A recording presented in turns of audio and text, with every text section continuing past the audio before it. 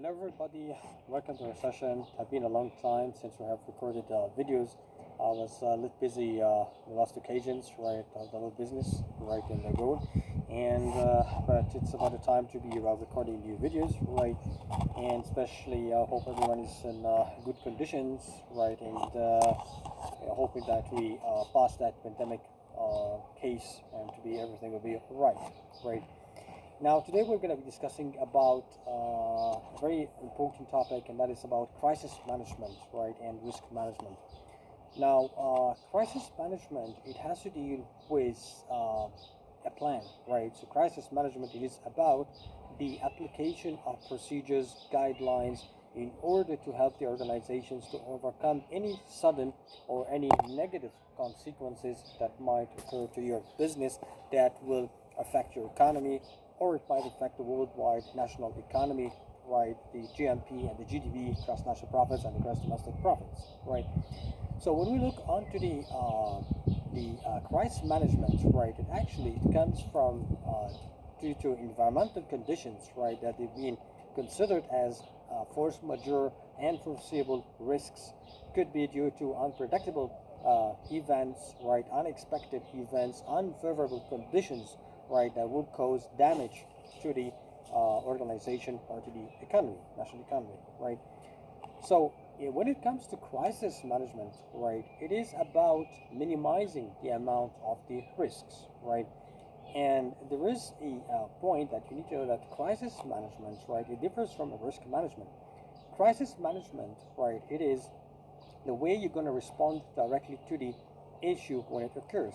While a risk management, you need to minimize the efforts, the event. It might occur, it could be a threat or it could be an opportunity, right? And the threat, you have certain intervenience to perform, such as you need to mitigate that risk, you need to transfer that risk, or you might try to accept that risk. When it is an opportunity, you're going to enhance it or exploit it, right? Or you're going to share it with a third party, right? Such as an insurance. Now, crisis management, there are many stages, right, that you need to follow up, right, and that is, we call it the arm, the first arm, which is, or the node, right, which is the before, the one during, and the one after. So before, you need to perform a pre-crisis plan, and a pre-crisis plan, it is about how to build a plan, right, that is, you need to identify all sorts of the risks, right, you need to build a monitoring and measurement scale and awareness, right, and you need as well to allocate an assessment, media, and measurement of those risks that occur and how you're going to respond to them. And most importantly, you need to have a crisis manager. But remember always that crisis management, right, it doesn't come directly to respond onto the problem and circumstances on the same issue. You need to plan ahead for it, right? You need to have predictions. For example, COVID-19, right? A virus that could be, or a microbe that needs to be predictable, any sort of viruses, right? So how we're going to deal with viruses before it occurs, right? So that's the before, right? And for example, an earthquake as well. You need to know, what about if we, in the next year, we go to an earthquake? We should start from today building a plan for it, and how we're going to evacuate the people, and how we're going to perform a drill to them, right? And we need to practice it all over the year, right? Again, if you have a sandstorm, right, or you have a sandstorm, and you have a rainy day that causes a flood to your streets, right?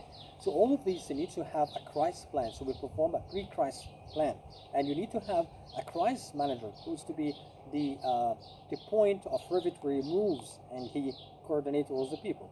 Once you perform the pre-crisis, which is the before plan, right, you need to go to the during, right? Once the problem it happens, right?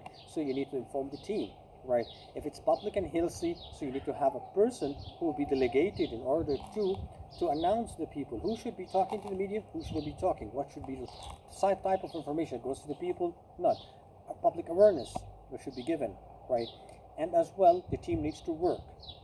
Once the condition has been solved, right, so we go to the post-crisis condition, and the post-crisis condition, it is you, basically the team members or the crisis manager will be meeting with the legal department, financial department, to know what were the losses that have been occurred, what are the areas of defects that have been occurred, and how to start working.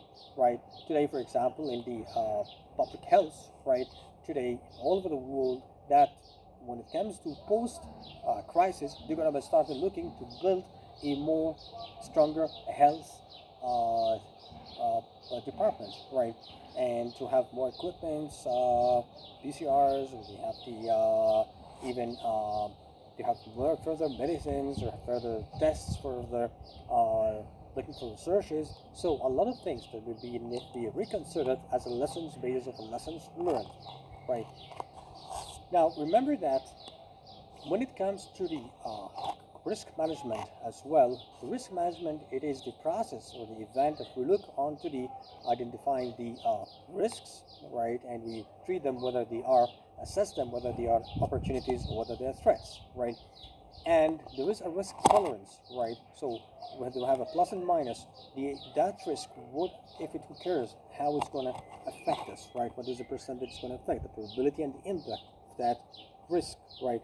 What is the probability of occurrence that risk will occur, right? So that's the risk assessment or the risk tolerance, right? And how much I can withstand that risk. What is the maximum throughput I can withstand that risk, okay? So we need to look on identifying the sort of risks that we have. We need to analyze those risks. We need to build a quantitative and a qualitative, right, risk analysis, right? So when it comes to quantitative, right, so we're using a number rating scale of 1 to 10. This risk, if it's low, very low, so it's 1. If it's 5, it's medium. If it's 10, it's high, right? And if I'm using a qualitative, so I would use number rating, and I would use as well a statement, say it's high, low, medium, right? If I perform qualitative, then I don't need to still perform quantitative, because it's already the quantitative part is being added into the qualitative part. So I'm building a risk response plan, right? And then I'm able to decide whether to mitigate or whether I'm going to, if it's a threat, that is, I'm going to reduce the amount of the risk when it triggers, right? Or if it's an opportunity, I'm going to enhance it or exploit it. Or if it's a threat, I'm going to avoid it, accept it, or I'm going to transfer it, right? Now, today when it comes to organizations, and especially in crisis, right? So, what type of contracts we're going to be dealing with, right? And how we'll be able to save our rights as well, whether from the contractual part or from the employee part, right? So there are many contracts, and when we talk about contracts, it's a legal binding agreement between the buyer and the seller, in a simple word, right? So we need to reserve the rights of both sides to have an equilibrium, a pivot, equilibrium in between both sides' rights, right? So when we look into that point of view, right, we need to consider, we might go for standard contracts such as the well-known, the cost reimbursable contracts, the fixed price contracts, the time and material contracts, right? But when it comes to crisis, those contracts, right, they will not be the familiar part of contracts that will be used at that moment. So it would be better to use a FEDIC, right?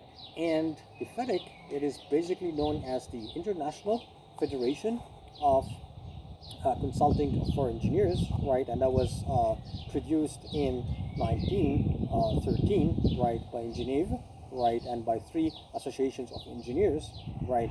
And it was specialized for the different sort of industries, especially in construction industries, mechanical, electrical, trunk industries, and into the business organizations, right? And when it comes, FEDIC is a word, French word, and it has been produced, right, as that in 1913, right, and then it started to be evolved in 1957, right, and then multiple versions with different colors had been produced. For example, we have the 1999 Rainbow first edition produced. It produces the red, the green, and the yellow, and the gray, or we call sometimes the silver. And we do have the Convention of Rainbow 2017, which had produced the red and the gray and the green, right? So these type of contracts, if for example talking about the red, right? So the red, it works, for example, for the construction industries, right? And the yellow, it works for the electric and mechanical industries, and the silver, right, it works for the for example, the trunky and the business organizations, right, like the IT, the software, the medications, and any different industries apart from the heavy duty industries such as the electric, mechanical, and the civil industries, right? So those contracts, right, for example, we do have other colors. We have the blue, right, and we have the pink, we have the orange, right. The pink, it was in 1995, the orange, it was in 2005, we have the gold in 2016, which was produced. Each of these, for example, we have the blue, it can be used for organization of smaller projects, right. So if I'm going, for example, a project, let's say about 500,000 USD dollars, right? So that will be the blue project. But if I'm going for a more higher project, right, that will require a design to be performed from the owner, then the red will be needed, right? But while if the design is going to be done from the employer, so the yellow would be the best book to be used. And in that book, it explains to us the legal rights of every from the owner and the employer. So FedEx contracts are being produced, and they are one of the wonderful contracts, right? They can be used. Now, in the upcoming sessions, I'll be discussing further on the FedEx, right, and with the International Federation of Consultancy for Engineers, and I'm going to explain each color, right, of them, and when to use them, and how they save both sides, and it's been meant for crisis management. So when you're talking about crisis management, we have the FedEx decided to work through them, right? So always keep safe, right, and always we'll take as lessons learned. Crisis management needs to be done, right, as a drill down before the issue occurs, before the crisis occurs, right. We need to have a preventive plan, right. We need to have early adaptation of a process and a plan that to undergo before the issue occurs or the crisis occurs. It had been a great pleasure, and it's nice to meet you again, all of you, right, and wish to meet you on next videos, and thank you very much.